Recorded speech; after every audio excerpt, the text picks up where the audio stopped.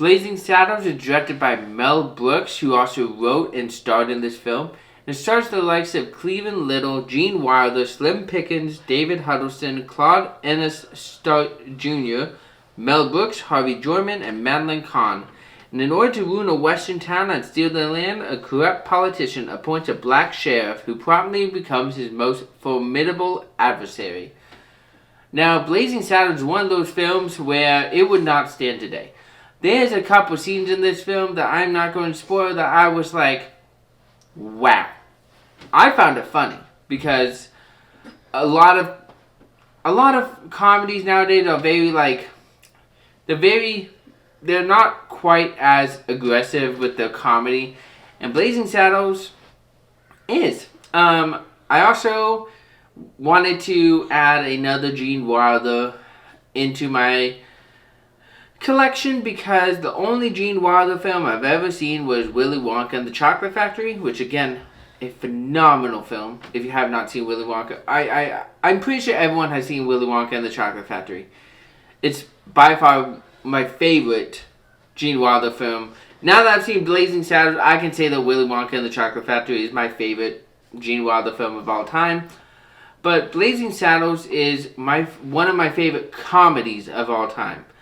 Like I said, there's some scenes in here where it's gonna be pretty questionable for today's society, and I liked how it just brought back that comedy nostalgia. Again, Mel Brooks, I love anything Mel Brooks is in. I don't quite know his filmography, but I know I've seen Mel Brooks directed films. I know I've seen Mel Brooks starring films. So I love Mel Brooks and his style. Anything I've seen him in, it's hilarious. And Blazing Saddles just confirmed that. I really like the performances in here. I like the nostalgic of it all. This is also, I want to say, I don't know that, I need to do research, but I want to say this is a Western parody making fun of other Western films, which I really like.